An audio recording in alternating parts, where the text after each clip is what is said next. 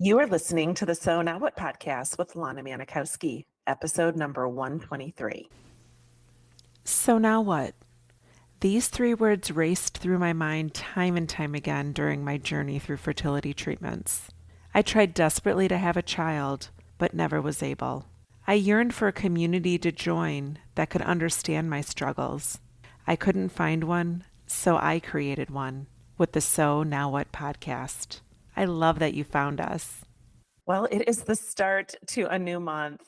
I hope that this is a month that you start to really settle in and decide what it is that you're wanting to achieve with this story of yours, with this journey that you have been on, and know that there are no guardrails for how far you can go or how grand your life can become, even though your dream of motherhood did not happen. Before we get into the excitement of this week's episode, I want to remind you that tickets to the Others Day Brunch are selling quickly. I'm so excited. So many of you who I've met just through Instagram and listening to the podcast have purchased tickets. And those of you that are coming from out of town, remember that I will help you, figure out where you want to stay, all the good stuff. So just reach out. But it means so much to me that you are choosing to spend the day before Mother's Day with me and with the amazing women that are going to be at the Others Day Brunch. Because now that Easter is behind us, I feel like everywhere is now transitioning to Mother's Day, and banners in the stores and emails about what's going on for Mother's Day, gifts for Mother's Day, all that good stuff.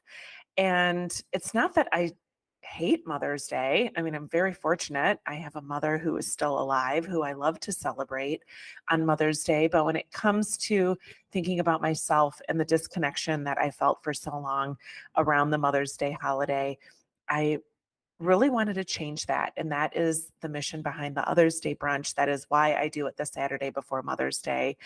And if you are somebody who doesn't have a mother anymore living on this earth, or maybe you just don't have a solid relationship with a mom or a mother figure in your life, the Others Day Brunch is for you as well. So tickets are available at lanamanikowski.com. And the brunch is going on May 11th here in Chicago with one of the most glorious views of downtown Chicago that you could ever imagine. So let me know if you have any questions. But this week, I really want to talk about happiness. There's this concept that I think I sort of fell into this too.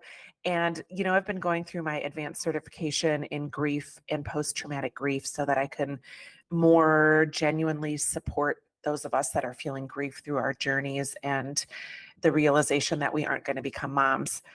And there's this, I think, belief that a lot of people carry around that they need to be happy all the time. And we put a lot of pressure on ourselves. Maybe you find yourself looking at the people around you and then kind of looking at yourself and being like, everyone seems happy except for me. And what does happiness mean?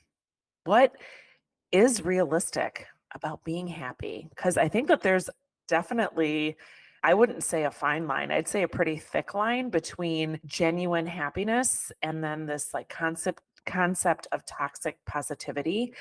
And a lot of people who walk around acting like life is happy and perfect all the time, I think either have put a lot of pressure on themselves or they don't know that it is okay to have bad days. So let's dig into this a little bit more. The first thing I was thinking about when I was preparing for this podcast episode is the fact that happiness isn't a destination. There isn't like these things that you can do that will just continue to stack up. And then all of a sudden you're going to get to this destination of happiness and life is going to be great forever. I think a lot of pressure that people put on themselves that they haven't found happiness yet. And what if there isn't a yet in it? What if there's micro doses or micro experiences that are happening in your life right now that bring happiness in? Maybe if it's for 2 minutes, maybe it's just 30 minutes where something happens, or you have this experience or this moment of love that you feel in your heart, and then it starts to fade away. That is happiness. There's no reason that people and you need to walk around thinking that you've got to get to this destination of happiness and stay there all the time. What I'm learning in my grief certification is that when we do that, we are constantly, and you might like see yourself doing this too, where you compare yourselves maybe to somebody around you who has kids and their life seems like so wonderful and all these things. And you are believing that you'll never have that happiness because you don't have those same experiences as that person. And I would love to challenge that. I would love it if you would consider deciding that you want to lean into the moments that bring happiness to you and create this journey with happiness instead of this destination. Because what happens is when you don't feel happy and you look at yourself in the mirror, or you're thinking about your day, or maybe you're doing your paper thinking in your journal, and everything that is coming out doesn't seem like it fits into the category of happiness, you become very judgmental of yourself. And maybe you put these guardrails up that tell you that because your story is the way that it is, that happiness just isn't available for women like you. For women that have been on this journey that you have been on, there will never be happiness like you once knew or like you once dreamed of. To me, that is so restrictive. Like, how much pressure do you feel by thinking that what you've been through and what you're trying to process through, you should already be happy all the time?